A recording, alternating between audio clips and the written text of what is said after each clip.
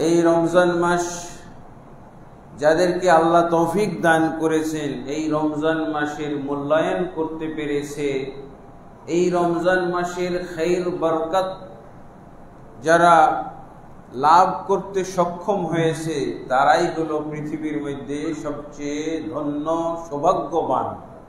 আল্লাহ তাবারক ওয়া তাআলা আমাদেরকে এই রমজানের মাধ্যমে সৌভাগ্যবান বান্দাদের অন্তর্ভুক্ত করুন, আল্লাহুম্মা আমিন। রাসূলুল্লাহ সাল্লাল্লাহু আলাইহি ওয়াসাল্লামের সুন্নাহ মোতাবেক আমরা আলহামদুলিল্লাহ ঈদের 2 রাকাত সালাত আদায় করেছি। 12 তাকবীরের সাথে প্রথম রাকাতে আমরা 7 তাকবীর এবং দ্বিতীয় রাকাতে 5 তাকবীর দ্বারা আমরা সালাতুল ঈদ আদায় করলাম, ঈদুল ফিতর। এটা রাসূলুল্লাহ সাল্লাল্লাহু আলাইহি ওয়াসাল্লামের জীবনের আমল। আল্লাহ রাসূল সাল্লাল্লাহু আলাইহি ওয়াসাল্লাম তিনি এভাবেই আমল করেছেন। ঈদের ক্ষেত্রে এটা হলো সুন্নাহ। আর ঈদের সালাতের ব্যাপারে মতভেদ আছে, তবে আল্লাহ রাসূল সাল্লাল্লাহু আলাইহি ওয়াসাল্লাম মহিলাদেরকে যেভাবে ঈদের জন্য আসতে বলেছেন, ঈদগাহে যাওয়ার জন্য তিনি তাগিদ দিয়েছেন, এখান থেকে বোঝা যায় যে ঈদের সালাত হলো ওয়াজিব। ঈদের সালাত ওয়াজিব। মহিলাদের যদি আদেশ দেওয়া হয়, তাগিদ দেওয়া হয়, মহিলাদেরকে যদি প্রেসার দেওয়া হয়, তাহলে কি বোঝা গেল? পুরুষদের জন্য সুন্নাত নাকি মহিলাদের জন্য ওয়াজিব? মানে এটা এমন একটা ওয়াজিব, মহিলাদের দ্বারা আল্লাহ রাসূল সাল্লাল্লাহু আলাইহি ওয়াসাল্লাম এই ওয়াজিব জারি করেছেন। সহিহ বুখারী মুসলিমের মধ্যে হাদিস এসেছে, মুসলিম শরীফে উম্মু আতিয়া রাদিয়াল্লাহু আনহা বলছেন, আমার রাসূলুল্লাহ সাল্লাল্লাহু আলাইহি ওয়াসাল্লাম আন নুখরিজা হুন্না লিল ফিত্রি ওয়াল আযহা,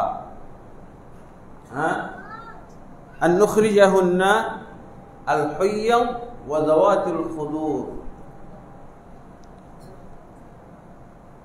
আল্লাহ রাসূল সাল্লাল্লাহু আলাইহি ওয়াসাল্লাম থেকে বর্ণনা করছেন উম্মু আতিয়া, একজন মহিলা, ইবাদতের সালাতুল ঈদের ইবাদতের ক্ষেত্রে মহিলাদেরকে বের করার জন্য দায়িত্বপ্রাপ্ত লিডার একজন মহিলা, তার নাম হলো উম্মু আতিয়া। তিনি বলছেন আল্লাহ রাসূল সাল্লাল্লাহু আলাইহি ওয়াসাল্লাম আমাদেরকে আদেশ করেছিলেন আমরা যেন মহিলাদেরকে ঈদের মাঠে বের হয়। এরকম একজন দায়িত্বশীল থাকতে হবে মহিলা, যারা ঈদের মাঠে নিয়ে যাওয়ার জন্য মহিলাদেরকে প্রস্তুত করবে, আদেশ দিবে, উদ্বুদ্ধ করবে। এবং এটা বলছেন যে আল্লাহ রাসূল আমাদেরকে নির্দেশ দিয়েছিলেন। নির্দেশ, আল্লাহ রাসূল সাল্লাল্লাহু আলাইহি ওয়াসাল্লাম নির্দেশ কি ঐচ্ছিক নাকি অতিরিক্ত হইতে পারে? নির্দেশ দিয়েছিলেন। তো আল্লাহ রাসূল সাল্লাল্লাহু আলাইহি ওয়াসাল্লাম নির্দেশ শুনে মহিলারা পুরুষদের সাথে ঈদের মাঠে আসত এবং ঈদের মাঠে আসা এটা মহিলাদের মাধ্যমে ওয়াজিব করা হয়েছে। আল্লাহু আকবার। এটা একটা ব্যতিক্রম ধরনের ওয়াজিব। এমনি আরেকটা পাশাপাশি শব্দ বলা হয়েছে সুন্নাহ মুআক্কাদা। সুন্নাহ মুআক্কাদা মানে তাগিদ যুক্ত সুন্নাহ। কিন্তু উম্মু আতিয়া রাদিয়াল্লাহু আনহা এই হাদিস শুনে মনে হচ্ছে যে এটা ওয়াজিব, এবং ইবনে তাইমিয়া, ইবনুল কাইয়িম, বহু আলেম ওলামা তারা বলছেন এটা ওয়াজিব। হানাফি মাযহাবে তো ওয়াজিব বলেই পরিচিত, প্রসিদ্ধ। তো উনি বলছেন যে অবিবাহিতা যে সমস্ত মহিলা, অবিবাহিতা যুবতী মহিলা, তাদেরকে আগে বের করতে বলছেন। তার মানে এদের দ্বারা কিন্তু ফিতনা হওয়ার সম্ভাবনাটা বেশি। আর আল্লাহ রাসূল সাল্লাল্লাহু আলাইহি ওয়াসাল্লাম বলেন এদেরকে আগে বের করো। তারপরে সিরিয়ালে হলো ওয়াজাওয়াতুল খুদুর, যে সমস্ত মহিলা বাড়ি থেকে বের হতেই চায় না। আল্লাহু আকবার। আমাদের সমাজে এরকম কিছু মহিলা আছে, এই নি'মাতুন নিসা, এইগুলো হলো শ্রেষ্ঠ, ইসলামের শ্রেষ্ঠ মহিলা, যারা বাড়ি থেকে বের হইতে চায় না। আর কিছু মহিলা আছে বের হওয়ার জন্য পাগল, ধরে রাখা যায় না, বেঁধে রাখা যায় না, যাবেই যাবে। এর কারণে কত ডিভোর্স হয়ে যাইতেছে। হ্যাঁ, তুমি আমার অধিকার নষ্ট করতেছো। দ্বিতীয় শ্রেণী হলো রসুলের যুগে বা মুসলিম সমাজে এইরকম মহিলা, যার ফজিলত বর্ণনা জাওয়াতুল খুদুর, এই মহিলারা কখনো বাড়ি থেকে বের হয় না। বাড়ির মধ্যেও এমন একটা জায়গায় থাকে, পর্দা ঝুলিয়ে থাকে, পর্দা ঝুলে বাড়ির মধ্যে দেখা যায়। যদি দেখা যায় যে পর্যাপ্ত রুম না থাকে, সবার জন্য যদি পর্যাপ্ত রুম না থাকে, তাহলে হয়তো ড্রয়িং রুমেরই একটা কর্নারে হয়তো কিছু মেয়ের জায়গা দিতে হয়েছে, তখন তারা পর্দা ঝুলিয়ে রাখে, বাড়ির অন্যান্য সদস্যদের সাথেও মিশে না। আল্লাহ রাসূল সাল্লাল্লাহু আলাইহি ওয়াসাল্লাম বলছেন, এদেরকেও বের করো, যারা কোনোদিনই বাড়ি থেকে বের হয় নাই তাদেরকে বের করো। এই জন্য ঈদের মাঠগুলোতে, ঈদের জামাতে মহিলাদেরকে নিয়ে যাওয়া ওয়াজিব, এমনকি ঋতুবতী মহিলাকেও নিয়ে যাওয়া ওয়াজিব। কারণ এটা কি, ঈদ হলো শিআর, ঈদ হলো একটা প্রদর্শনীমূলক ইবাদত। প্রদর্শনী বলতে কি উদ্দেশ্য? প্রদর্শনী বলতে উদ্দেশ্য হলো যারা গায়র মুসলিম, যারা নন মুসলিম, অমুসলিমদেরকে এটা মহড়া দেখানো, একটা মহড়া, অমুসলিমদেরকে মহড়া দেখানো। মুসলমানদের এই জামায়াত, তাদের এই সমাগম, এদের যে গ্যাদারিং, এইটা দেখানোটাও একটা ইবাদতের অন্তর্ভুক্ত, শিআর। এই জন্য আল্লাহ রাসূল সাল্লাল্লাহু আলাইহি ওয়াসাল্লামের একটা সুন্নাহ হলো ফাঁকা জায়গায় যেন হয়, খোলা জায়গায়, মাঠে যেন হয়। কিন্তু শহরের বিষয়টা একটু অন্যরকম, শহরে মাঠ পাওয়া মুশকিল। হ্যাঁ, যার জন্য আমরা বিকল্প পথ, এটা মসজিদে যে আমরা ঈদ পড়তেছি, এটা হলো বিকল্প পথ। তারপরও বেশ কয়েক বছর যাবৎ দেখা যায় যে এই ঈদুল ফিতরের ভাগ্যে বর্ষা, বৃষ্টি টিষ্টি চলে আসে, ঝড় বৃষ্টি চলে আসে, যার জন্য দেখা যায় যে এই কয়েকটা কারণে মসজিদে ঈদুল ফিতর বা ঈদুল আজহা হয়ে থাকে। এটা হলো বিকল্প পথ, এটা হলো ব্যতিক্রম। আসল হলো ফাঁকা মাঠে ঈদুল ফিতর পড়তে হবে, মুসলমানদের সবাই আসবে, নারী শিশু সবাই আসবে। কতজন মুসলমান আছে যেন দেখেই বোঝা যায় কি পরিমাণ মুসলমান আছে। এই মুসলমান দেখেও একটা আতঙ্ক ধরে যায়, কাফেরদের অন্তরে যেন আতঙ্ক সৃষ্টি হয়। রাসূলুল্লাহ সাল্লাল্লাহু আলাইহি ওয়াসাল্লাম এরকম কিছু ইবাদতের ক্ষেত্রে কাফেরদের মধ্যে আতঙ্ক সৃষ্টি করে দেওয়া, কাফেরদের মনে কষ্ট দেওয়া, এটাও একটা ইবাদতের মাধ্যমে উদ্দেশ্য। আল্লাহ তাবারক ওয়া তাআলাকে রাজি খুশি করা, পরকালীন স্বার্থে জান্নাত পাওয়া, এটা তো অবশ্যই ইবাদতের মূল রহস্য, মূল কারণ, মূল উদ্দেশ্য। কিন্তু আরেকটা হলো শাখা উদ্দেশ্য, সেটা হলো এই জাতীয় ইবাদত। তারপরে আরেকটা, এই যে আমরা যে তওয়াফ করি না, তওয়াফে কুদুম, উমরার তওয়াফ, হজের উমরার তওয়াফ যখন করি, আল্লাহ রাসূল সাল্লাল্লাহু আলাইহি ওয়াসাল্লাম প্রথম 3 চক্করে দৌড়াইতে বলছেন। দৌড়ানো মানে একটা শক্তি প্রদর্শন, শক্তি প্রদর্শন। এখানেও একটা মুসলমানদের সংখ্যা ও শক্তি প্রদর্শন। কিন্তু দুঃখজনক হলো সত্য যে মুসলমানদের এই সংখ্যা কোনো কাজের না। আল্লাহ রাসূল সাল্লাল্লাহু আলাইহি ওয়াসাল্লাম যে আবু দাউদের হাদিসের মধ্যে বলছেন, সাওবান রাদিয়াল্লাহু আনহু বর্ণিত, এই খড়কুটা জাতীয় এখন মুসলমান।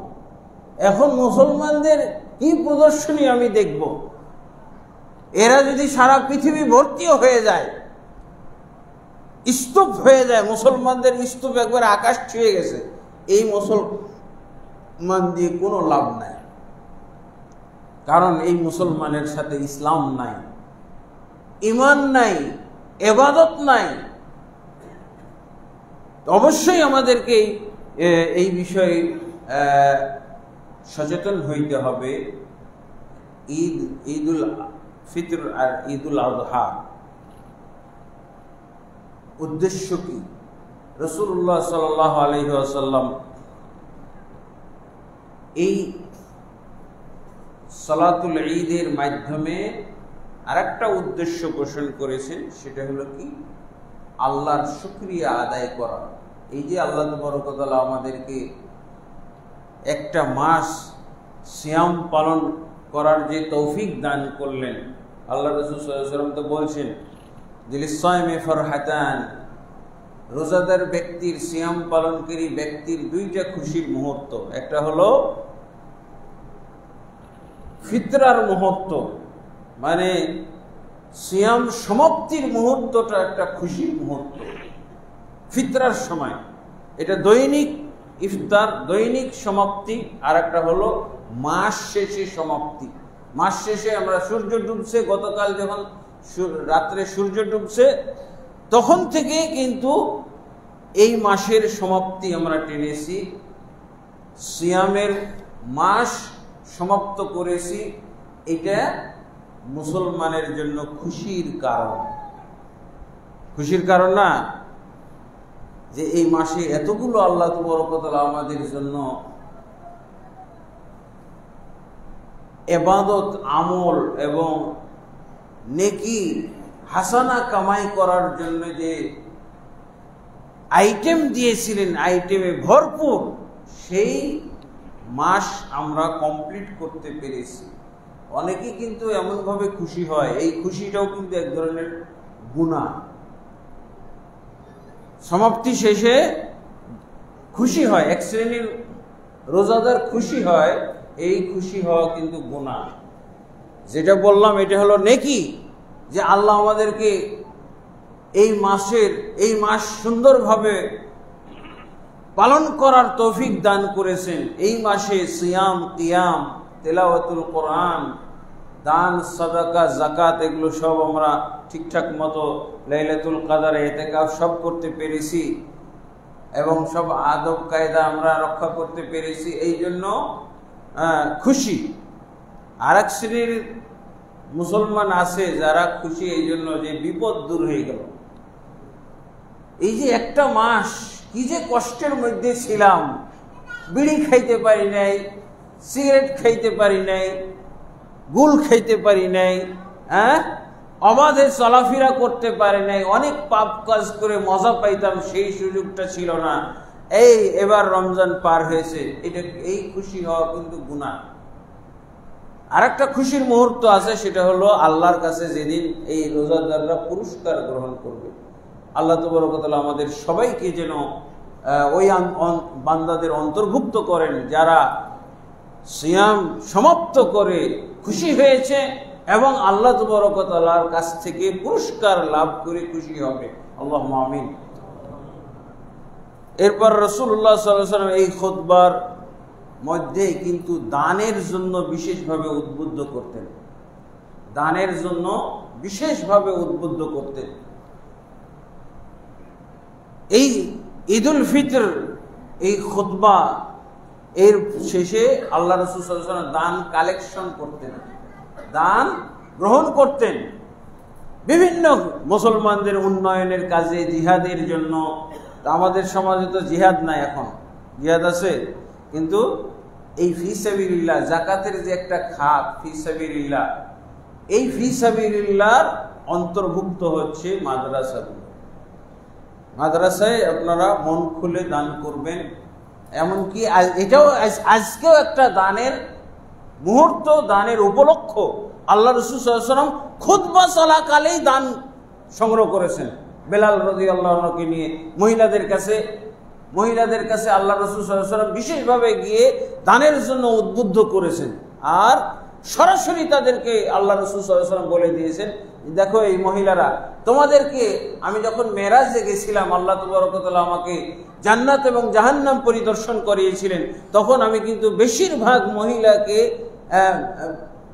জাহান্নামের অধিবাসী বেশিরভাগ মহিলাকে দেখেছি, মহিলাদেরকে দেখেছি। অতএব তোমরা এই জাহান্নাম থেকে বাঁচা, আমি দেখে এসেছি, চাক্ষুষ দেখে এসেছি, মহিলারা বেশি জাহান্নামের অধিবাসী। এই জাহান্নাম থেকে তোমরা বাঁচার ব্যবস্থা গ্রহণ করো দানের মাধ্যমে। আল্লাহু আকবার। দানের মাধ্যমে আল্লাহ রাসূল সাল্লাল্লাহু আলাইহি ওয়াসাল্লাম মহিলাদেরকে জাহান্নাম থেকে, জাহান্নামের শাস্তির ঘোষণা দিলেন। আর জাহান্নাম থেকে এই মুহূর্তে নিষ্কৃতি রেহাই পাওয়ার ব্যবস্থা বললেন, দান করো, দান করো। খুতবা চলাকালীন আল্লাহ রাসূল সাল্লাল্লাহু আলাইহি ওয়াসাল্লাম দান কালেকশন করেছেন। এবং সেই যুগের মুসলমানরা তো আল্লাহ রাসূল সাল্লাল্লাহু আলাইহি ওয়াসাল্লামের হাদিস বিশ্বাস করত, বিশ্বাস করত। আল্লাহ রসুলকে বিশ্বাস করার অন্তর্ভুক্ত হলো রসুলের হাদিসকে বিশ্বাস করা, রসুলের বাণীকে বিশ্বাস করা। রসুল সাল্লাল্লাহু আলাইহি ওয়াসাল্লাম জাহান্নাম দেখে এসেছেন, এটা বিশ্বাস করা। রাসূলুল্লাহ সাল্লাল্লাহু আলাইহি ওয়াসাল্লাম বলছেন, জাহান্নাম, যেই জাহান্নামে তোমাদেরকে দেখে আসলাম, এই জাহান্নাম থেকে নিজেদেরকে রেহাই করতে হলে, নিজেদেরকে নাজাত দিতে হলে দান হলো শ্রেষ্ঠ, আজকে শ্রেষ্ঠ আমল হলো, শ্রেষ্ঠ ব্যবস্থা হলো, অব্যর্থ ব্যবস্থা হলো দান করা। এখন আমরা মনে করি দান হলো ওই হুজুরদের একটা ফন্দি, বাহানা। আরে আপনি দান না করলে আমার কি, এক পয়সাও কিছু, আলহামদুলিল্লাহ আমরা তো দান করি। হুজুর মানুষ হয়েও আলহামদুলিল্লাহ আমি বলছি, একদিন বলতে বাধ্য হয়েছি, কারণ মনে করে যে হুজুর মানুষরা খালি দান নিয়ে পকেটে ভরে আর খায় না। আমি এই পর্যন্ত আমার পকেট থেকে প্রায় 30 লক্ষ টাকা ভর্তুকি দিয়েছি, আলহামদুলিল্লাহ। এবং এটাও দোয়া করি, আশা করি যে আল্লাহ যেন কয়েকটা মাদ্রাসা আমাকে একাই চালানোর তৌফিক দান করেন। এই দোয়াটা করতে আপনাদের সমস্যা আছে? আমিন বলেন, সবাই আমিন বলেন। এবং সবাই যদি পারেন, আল্লাহ যদি সবাইকে, আজকে যারা মসজিদে উপস্থিত আছেন, সবাই এরকম একটা মন মানসিকতা আমরা পোষণ করতে পারি না?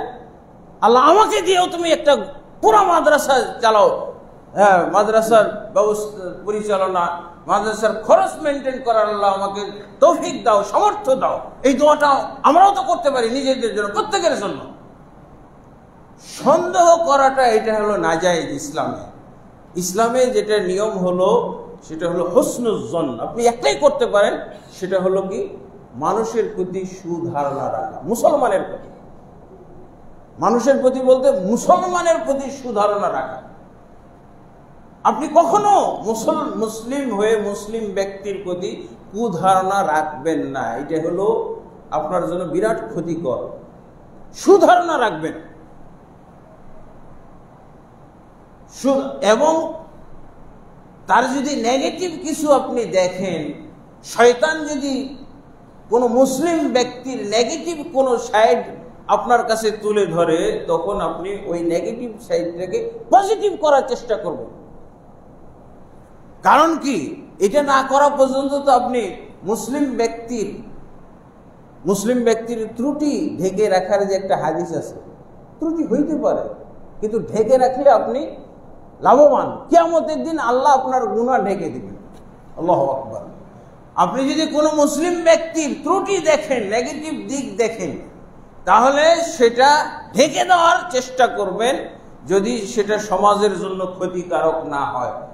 হ্যাঁ, সমাজের জন্য যদি ক্ষতিকারক হয়, তাহলে অবশ্যই সেটার ব্যাপারে সমাজকে, মুসলিম সমাজকে সতর্ক করতে হবে। আর যদি উপকার না থাকে, তার দোষ ত্রুটিটা প্রকাশ করাতে যদি কোনো উপকার না থাকে, নিজের উপকার নাই, সমাজের উপকার নাই, তাহলে এটাকে আপনি গোপন করবেন। আর তাহলে কিয়ামতের দিন আল্লাহ আপনার দোষকে গোপন করে দেবেন। আল্লাহু আকবার। এমনকি আপনি যদি কাউকে জিনা করতে দেখেন, জিনা করতে দেখেছেন, কিন্তু আপনার কাছে 4 জন সাক্ষী না, আপনি একজন আছেন আর একজন আছেন, তাহলে কি করবেন? এটা গোপন রাখবেন। 3 জন হয়েছে আর একজন শর্ট, জিনা ব্যভিচার দেখলে 4 জন লাগবে সাক্ষী, 3 জন আছেন, একজন শর্ট, তাহলে গোপন রাখতে হবে। এই 3 জনই একজন আর একজনকে বলবেন, এই এটা গোপন রাখো। কারণ আমাদের প্রকাশ করার যোগ্যতা হয় নাই, আর একজন লাগতো। আর আমি একজনই, খালি সন্দেহ, এরকম দেখলাম কেন, এরকম হলো কেন, কথা বললো কেন, এগুলো দেখছেন কি কোন পর্যন্ত আপনি গোপন করবেন। জিনা করতে দেখলেন, হোক আপনার স্ত্রী, হোক আপনার বোন, হোক আপনার অমুক আত্মীয় স্বজন, হোক অনাত্মীয়, যাই হোক না কেন, জিনা করতে দেখেছেন, কিন্তু 3 জনে দেখেছেন, এখন কি গোপন করতে হবে? এটা প্রকাশ করা যাবে না। হয়তো আপনি গোপনে তাকে নসিহা করতে পারেন, যাকে এই দোষে জড়িত দেখেছেন তাকে আপনি নসিহা করবেন, বুঝাবেন, কিন্তু এটা প্রকাশ করলে কি হবে? আপনি 80 দররা খাওয়ার অধিকারী হয়ে গেলেন আল্লাহর কাছে। সূরা নূরের নিয়ম অনুযায়ী, সূরা নূরের যে আল্লাহ বিধান দান করেছেন, অপবাদ দানকারী হিসেবে আপনাকে গণ্য করা হবে এই দুনিয়াতে। আর আখেরাতে তো আর বিচার হবেই, আখেরাতে সেটা তো আল্লাহর পালা। আলহামদুলিল্লাহ। তো এই ঈদের দিনে রাসূলুল্লাহ সাল্লাল্লাহু আলাইহি ওয়াসাল্লাম খুশি করতে অনুমোদন দিয়েছেন, আনন্দ ফুর্তি করতে অনুমোদন দিয়েছেন, কিন্তু সেটা অবশ্যই ইসলামের দৃষ্টিতে বৈধ হইতে হবে। ইসলামের দৃষ্টিতে বৈধ হইতে হবে। আল্লাহ রাসূল সাল্লাল্লাহু আলাইহি ওয়াসাল্লাম নিজেও খেলতামাশা উপভোগ করেছেন, খেলাধুলা উপভোগ করেছেন। মসজিদে নববীতে জিহাদের উপরে ট্রেনিং, অস্ত্র চালনা, তারা এর উপরে প্রশিক্ষণ দিচ্ছিল, আর রাসূলুল্লাহ সাল্লাল্লাহু আলাইহি ওয়াসাল্লাম এটা দেখতেছিলেন। তার মানে বৈধ খেলাধুলা, আনন্দ ফুর্তি করা এই দিনে জায়েজ আছে। এটা হলো ঈদ। তবে আমাদের সমাজে যে ঈদ হচ্ছে, এই ঈদ আমরা বিধর্মীদের দখলে দিয়ে দিছি, ফাসেক ফাজেরদের দখলে দিয়ে দিছি। এই মসজিদ পর্যন্ত ঈদ, মসজিদের বাইরে গেলে দেখবেন যে সব মনে ঈদ, আমাদের ঈদ অন্যরা দখল করে নিয়েছে। সব গান বাজনা, বেপর্দা, বেহায়াপনা, বেলেইলাপনা, অশ্লীলতা, এগুলো আপনাদের অবশ্যই প্রতিবাদ করতে হবে। এগুলো আপনাদের ফ্যামিলি, আত্মীয় স্বজনের মধ্যে যদি দেখেন, অবশ্যই এটার ব্যাপারে আপনাকে সতর্কতা প্রদান করতে হবে, সাবধান করতে হবে এবং বিরত রাখার চেষ্টা করতে হবে। এটা হলো মুসলমানদের ঈদ, ফাসেক ফাজেরদের ঈদ নয়। এটা হলো রোজাদারদের জন্য ঈদ, যারা শুকরিয়া স্বরূপ তারা ঈদ পালন। কিসের ফাজেক? হিন্দি গান ছেড়ে দিয়ে বেপর্দা মহিলারা এখানে চলাফেরা এবং বেহায়াপনা, অশ্লীলতা চর্চা করবে, এই জন্য ঈদ নয়। নিজেদের ঈদ আমরা নিজেরাই হেফাজত করার চেষ্টা করব। আল্লাহ রাসূল সাল্লাল্লাহু আলাইহি ওয়াসাল্লাম বলছেন, ঈদের মাধ্যমেও কাফের হয়ে যেতে পারি আমরা, ঈদের মাধ্যমেও কাফের হয়ে যেতে পারি। রাসূলুল্লাহ সাল্লাল্লাহু আলাইহি ওয়াসাল্লাম বলছেন,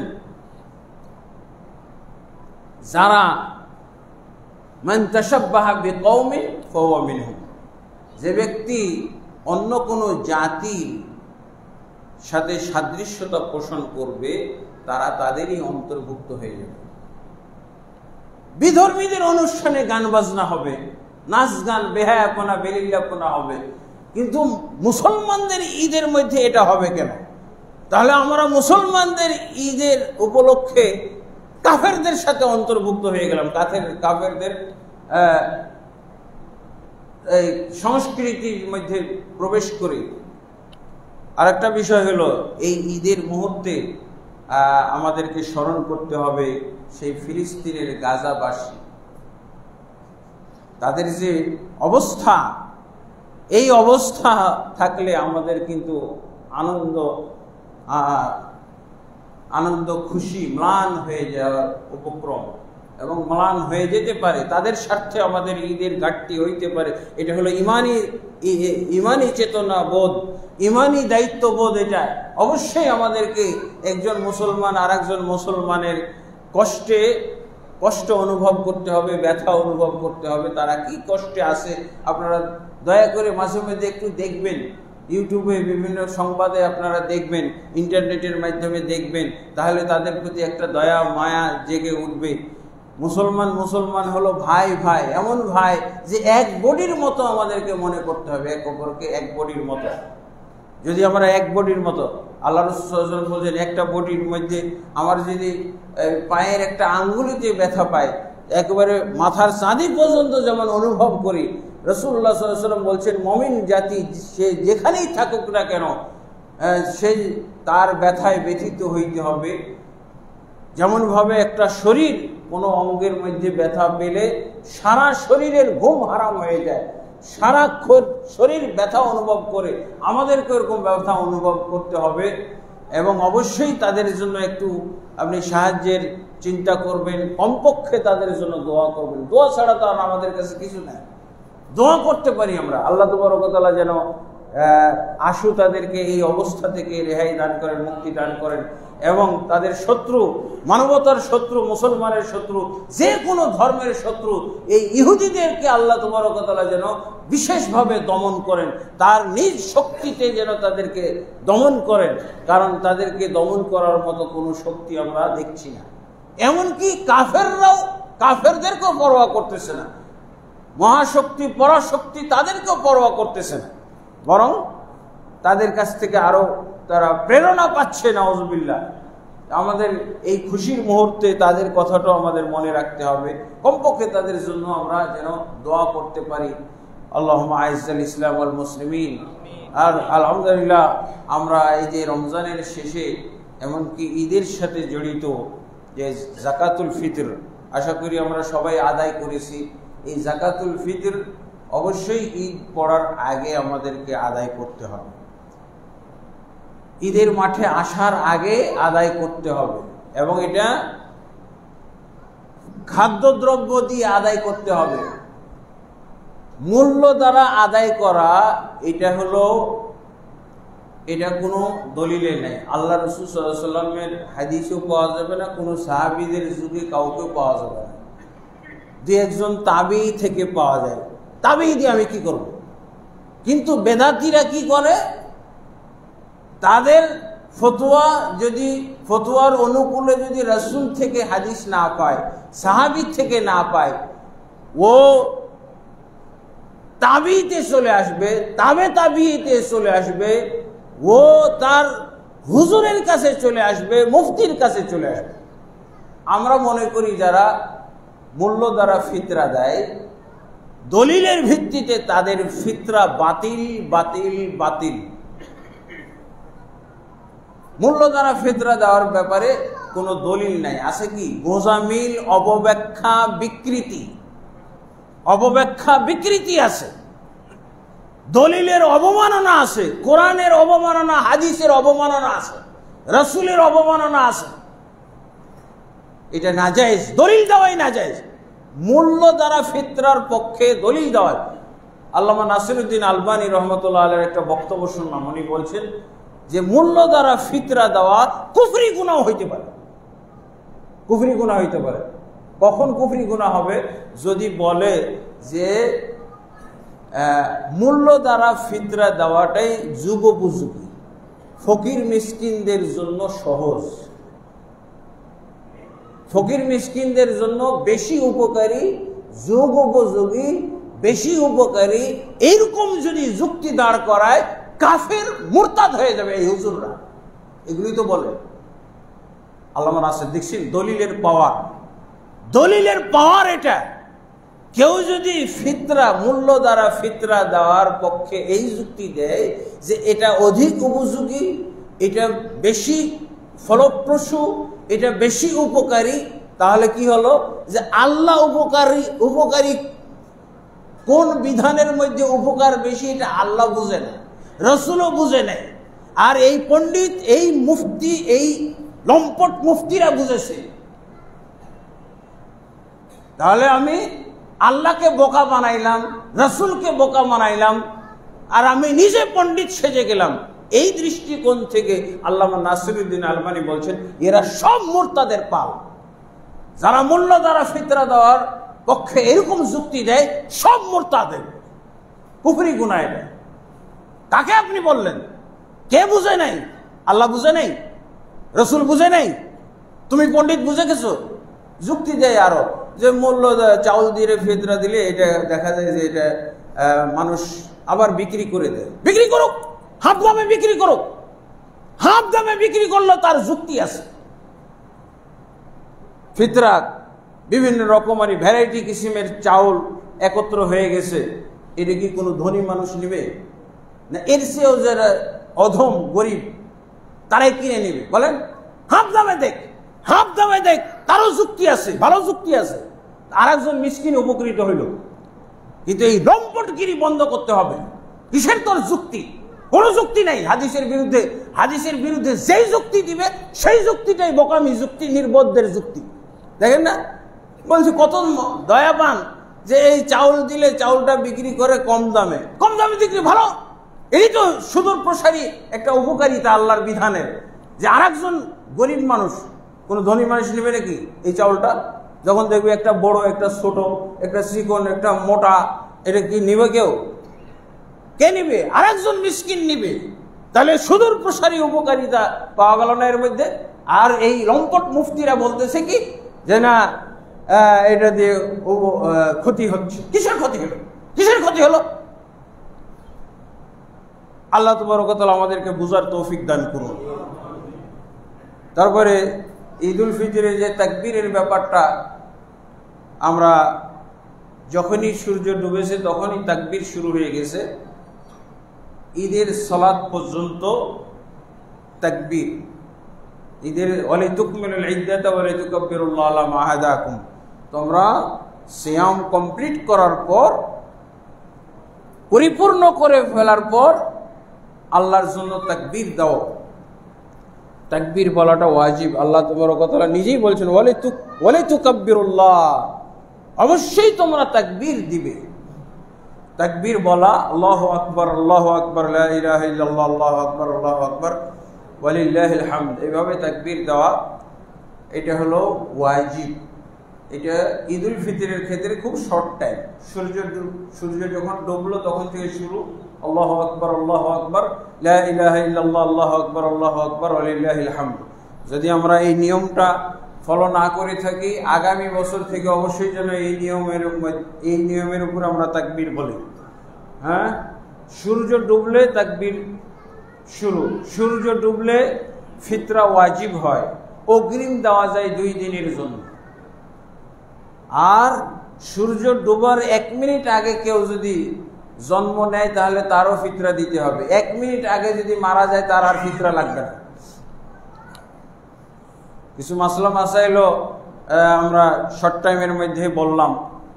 তো আল্লাহ তাবারক ওয়া তাআলার কাছে আমরা দোয়া করি, আল্লাহ যেন আমাদেরকে বারবার এইরকম রমজানুল মুবারককে পাইয়ে দেন, এবং এই সারা বছর যেন আমরা রমজানুল মুবারকের সাথে থাকতে পারি, যেমনভাবে সালাফে সালেহিনগণ থাকতেন। 6 মাস যাবৎ অপেক্ষা করতেন, কবে রমজান আসবে, কবে রমজান আসবে, কবে রমজান। আবার রমজান অতিবাহিত হয়ে গেলে আফসোস করতেন 6 মাস, হায় হায় রমজান চলে গেল, রমজান চলে গেল। আর আমরা মনে করি কি রমজান একটা বিপদের মাস, নাউজুবিল্লাহ। এটা রহমতের মাস, বরকতের মাস, এটা নাজাতের মাস। তবে আলাদা ভাগ করা নাই। প্রথম দশক রহমত, দ্বিতীয় দশক মাগফিরাত, তৃতীয় দশক হলো ইতকুম মিনান নার। না, প্রতিদিন রমজানের প্রতিদিন হলো রহমত, প্রতিদিন হলো মাগফিরাত, প্রতিদিন হলো জান্নাত, জাহান্নাম থেকে নাজাত পাওয়ার আল্লাহ তাবারক ওয়া তাআলা ফ্যাসিলিটি দান করে থাকেন। এই বিশ্বাস আমাদেরকে রাখতে হবে। আর ওই যে 3 ভাগে ভাগ করার এই হাদিস হলো জাল পর্যায়ে, অত্যন্ত দুর্বল। এই হাদিস আমল করাই না জায়েজ। বরং রমজানের প্রতিটা দিন হলো রহমত, মাগফিরাত এবং নাজাতের। প্রতিদিন, একদিনও বাদ দিতে পারবে, প্রতিদিন সমানভাবে, একমাত্র শেষ দশকের দিনগুলো বাদে। আলহামদুলিল্লাহ, আল্লাহ তাবারক ওয়া তাআলা যেন আমাদেরকে এইভাবেই রমজান বারবার পাইয়ে দেন, এবং এই রমজানের মাধ্যমে যেন আমরা আমাদের জীবনকে সুন্দরভাবে সাজাইতে পারি, আমাদের ঈমান নবায়ন করতে পারি, আমাদের আমলগুলোকে শুধরিয়ে নিতে পারি, আমলের ঈমান এবং আমল যেন আমরা রিচার্জ করে নিতে পারি সারা বছরের জন্য।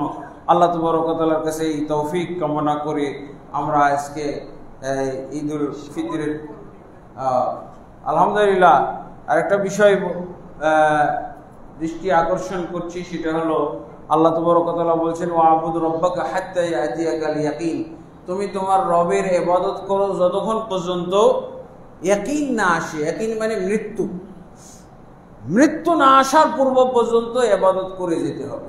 তাহলে কিভাবে আমরা মনে করতে পারি যে রমজান পর্যন্ত আমার ইবাদত ছিল? রমজানের পরেও ইবাদত আছে, রমজানের সব ইবাদতই আছে। রমজানের বিশেষ ইবাদত ছিল সিয়াম এবং জাকাতুল ফিতর, আর নফল ইবাদত ছিল অনেকগুলো। আর 5 ওয়াক্ত ফরজ সালাত তো প্রতিদিন, ফিল ইয়াউমি ওয়াল লাইলা, দিনে এবং রাতে 5 ওয়াক্ত সালাত, এটা আমাদেরকে আদায় করতেই হবে, না হলে কাফির মুরতাদ হয়ে যাওয়ার সম্ভাবনা আছে। আল্লাহ রাসূল সাল্লাল্লাহু আলাইহি ওয়াসাল্লাম সালাত ত্যাগকারীকে কাফির মুশরিক উভয় অপরাধী হিসেবে ঘোষণা করেছেন। বাইনাল আবদি ওয়াল কুফরি ওয়া শিরকি তারকুস সালাত, আল্লাহর বান্দা এবং কাফির মুশরিকের মধ্যে পার্থক্য হলো সালাত ত্যাগ করা। আলহামদুলিল্লাহ এই রমজান শেষ হওয়ার পরে পরে সিয়াম শেষ হয়ে গেছে তা না, বরং নফল সিয়াম গোটা মাসেই আছে। নফল সিয়াম যেমন শাওয়ালের 6টি সিয়াম, শাওয়ালের 6টি সিয়াম যদি কেউ পালন করে তাহলে সারা বছর সিয়াম পালন করার নেকি আল্লাহ আমল নামায় লিখে দেন। 6টি সিয়াম, এটি একাধারেও রাখা যায়, বিচ্ছিন্নভাবেও রাখা যায়। অনেকেই মনে করেন যে যাদের বাকি আছে তাদেরকে আগে বাকিগুলো পূর্ণ করতে হবে। এটা একটা ফতোয়া, বড় আলেমরাও ফতোয়া দিয়েছেন, কিন্তু এই ফতোয়া আমি মনে করি যে এটা হলো এক নেকি পাওয়ার ফতোয়া, একটা ভুল ফতোয়া। কারণ আমার যদি 1 মাসের সিয়াম বাকি থাকে তাহলে আমি শাওয়ালের সিয়াম পালন করতে পারবো না। বাকি সিয়াম পালন করার জন্য আল্লাহ রাসূল সাল্লাল্লাহু আলাইহি ওয়াসাল্লাম থেকে সময় নির্ধারণ করা আছে আগামী শাবান পর্যন্ত। আয়েশা রাদিয়াল্লাহু আনহা তার যে কি বলে পিরিয়ড জনিত কারণে যে সিয়াম, যেই দিনগুলোর সিয়াম ভাঙতেন সেই দিনগুলোর সিয়াম পালন করতেন আয়েশা রাদিয়াল্লাহু শাবান মাসে। তাহলে কি আমরা ধরে নিব তার এগুলো, তার তাহলে কি বলে 6 শাওয়াল উনি পালন করলেন কেন? তাহলে উনি ওই শাবানের আগ পর্যন্ত যত সিয়াম ছিল একটাও পালন করে নাই। এগুলো ভুল ফতোয়া আছে, বড় আলেমের ফতোয়া, কিন্তু আমি মনে করি এটা ভুল ফতোয়া। আয়েশা রাদিয়াল্লাহু আনহা আল্লাহ রাসূল সাল্লাল্লাহু আলাইহি ওয়াসাল্লামের স্ত্রী, তিনি বলে দিচ্ছেন যে আমি আমার রমজানের বাকি সিয়ামগুলো শাবান মাসে করতাম। তার মানে শাওয়ালের সিয়াম শাওয়ালে করতেন, আরাফার সিয়াম আরাফাতে করতেন, মুহররমের সিয়াম মুহররমে করেছেন, সোমবার বৃহস্পতিবারের সিয়াম করে গেছেন, আর বাকিগুলোকে রেখে দিয়েছেন শাবানের জন্য। এরকমটা করা যাবে, এটা ফতোয়া। যারা ফতোয়া দিয়েছেন তাদেরকে সম্মান করি, তারা শ্রদ্ধাভাজন, কিন্তু তাদের এই ফতোয়া আমি ভুল মনে করি, তাদের এই ফতোয়া ভুল। বরং আপনি শাবান কি বলে শাওয়ালের সিয়াম তো আপনি শাবানে গিয়ে করতে পারবেন না, শাওয়ালের সিয়াম শাওয়ালে করবেন, বাকিটা আছে বাকি থাক, সমস্যা কি? বাকি থাকতেই পারে। এখানে আল্লাহর নিয়ম হলো ইদ্দাতুম মিন আইয়ামিন উখর, অন্য যে কোনো দিনে যে কোনো মাসে আমি এই সমপরিমাণ সিয়াম কাজা করে ফেলব। আল্লাহ তো বলেননি, আল্লাহ বলছেন ফাইদ্দাতুম মিন আইয়ামিন উখর, যে পরিমাণ যে কয়দিন সিয়াম ভঙ্গ করা হয়েছে রমজান মাসের, সারা বছরের যে কোনো সময়ে ওই কয়টা দিন সিয়াম পালন করবে, কাজা করবে। এটা তো বলে নাই যে না শাওয়াল মাসেই করতে হবে বাকিগুলো। সাপোজ আমি বললাম যে একজনের পুরো মাসেরই বাকি আছে, পুরো মাসের বাকি আছে, তাহলে ও কি শাওয়ালেরটা করে না জায়েজ? এটা ভুল ফতোয়া। যদিও আমার সে বড় বড় আলেমরা ফতোয়া দিয়েছে তাদের চেয়েও বড় বড় আলেমরা ফতোয়া দেয় এটা হলো এক নেকি পাওয়ার ফতোয়া, ইজতিহাদ। এটা ইজতিহাদি ব্যাপার, এটা তো রাসূল সাল্লাল্লাহু আলাইহি ওয়াসাল্লাম স্পষ্ট নাই, বরং কোরআনের আয়াত দিয়ে বোঝা যায় ফাইদাতুম মিন আইয়ামিন উখর, এই 11 মাসের মধ্যে যে কোনো সময় এই অবশিষ্ট দিনগুলো পূর্ণ করে ফেলবে। তো আলহামদুলিল্লাহ সিয়ামও আছে রমজানের পরে, কিয়ামও আছে, তাহাজ্জুদ। আফদালুস সিয়ামি আফদালুস সালাতি বা'দাল ফরিদা কিয়ামুল লাইল, সবচেয়ে উত্তম সালাত হলো ফরজ সালাতের পরে কিয়ামুল লাইল, রাতের বেলা যে তাহাজ্জুদ পড়ি। তাহলে কোন দান করা, কোরআন তেলাওয়াত করা রমজানের বাইরে কি নাজায়েজ? কিয়ামুল লাইল রমজানের বাইরে নাজায়েজ? আমাদের মন মানসিকতাটাকে আল্লাহর শরীয়ত রসুলের দ্বীনের অনুকূল করতে হবে, হ্যাঁ, বাধ্য করতে হবে। লা ইউমিনু আহাদুকুম হাত্তা ইয়াকুনা হাওয়াহু তাবআন লিমা জিতু বিহি, কোন ব্যক্তি মুমিন হইতে পারবে না যতক্ষণ পর্যন্ত তার চিন্তা চেতনাকে আমার আনিত শরীয়তের অনুকূল না করবে, অনুগত না করবে। আল্লাহ তাবারক ওয়া তাআলা আমাদেরকে সারা বছর যেন রমজানে যে আমরা শক্তি সঞ্চয় করেছি, ঈমান এবং আমলের যে আমরা একটা অভ্যাস গড়ে তুলেছি, এটা যেন আমাদের সারা বছর সঙ্গী হয়ে থাকে।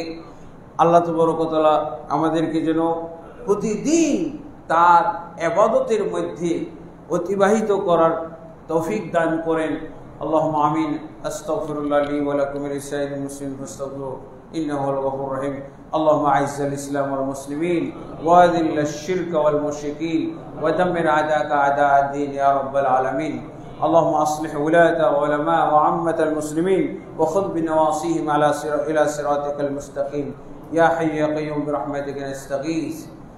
اللهم اغفر لنا وللمؤمنين والمؤمنات والمسلمين والمسلمات الاحياء منهم والاموات انك سميع قريب مجيب الدعوات برحمتك يا ارحم الراحمين. اللهم اغفر لنا وللمؤمنين والمؤمنات والمسلمين والمسلمات وألف بين قلوبهم واصلح ذات بينهم وانصرهم على عدوك وعدوهم. اللهم لعن الكفرة الذين يصدون عن سبيلك ويكذبون رسلك ويقاتلون من بولن ويقاتلون أولياءك. اللهم خالف بين كلمتهم وزلزل أقدامهم وشتت شملهم وفرق جمعهم وأنزل بهم بأسك الذي لا ترده عن القوم المجرمين. اللهم انصر المؤمنين والمجاهدين في فلسطين في غزة وفلسطين. اللهم انصر المؤمنين المجاهدين في غزة وفلسطين. اللهم انصر المؤمنين المجاهدين في غزة وفلسطين وانصرهم على اليهود الغاشمين وعلى جميع مشرك الكفار والمشركين يا حي يا عزيز يا مقتدر. اللهم عليك باليهود، اللهم عليك باليهود، اللهم عليك باليهود فإنهم لا يعجزونك. اللهم أرنا عليهم عجائب قدرتك يا عزيز يا مقتدر. اللهم اغفر لنا وللمؤمنين والمؤمنات. اللهم انصر المسلمين والمجاهدين في كل زمان ومكان. اللهم انا نجعلك في نحورهم ونعوذ بك من شرورهم. ربنا ظلمنا انفسنا وان لم تغفر لنا وترحمنا لنكونن من الخاسرين. اللهم انا نسالك علما نافعا وعملا متقبلا ورزقا طيبا واسعا وشفاء من كل داء. ربنا تقبل منا إنك أنت السميع العليم وتب علينا إنك أنت التواب الرحيم. سبحان ربك رب العزة عما يصفون وسلام على المرسلين والحمد لله رب العالمين. سبحانك اللهم وبحمدك أشهد أن لا إله إلا أنت أستغفرك وأتوب إليك. রমজানে ঈদের দিনে আর কি একজন আর একজনকে ঈদ সম্ভাষণ করা, তাকাব্বালাল্লাহু মিন্না ওয়া মিনকুম, এটা তো আমরা আমল চালু করেই রেখেছি, এটা করতে পারেন। আর যাদের সাথে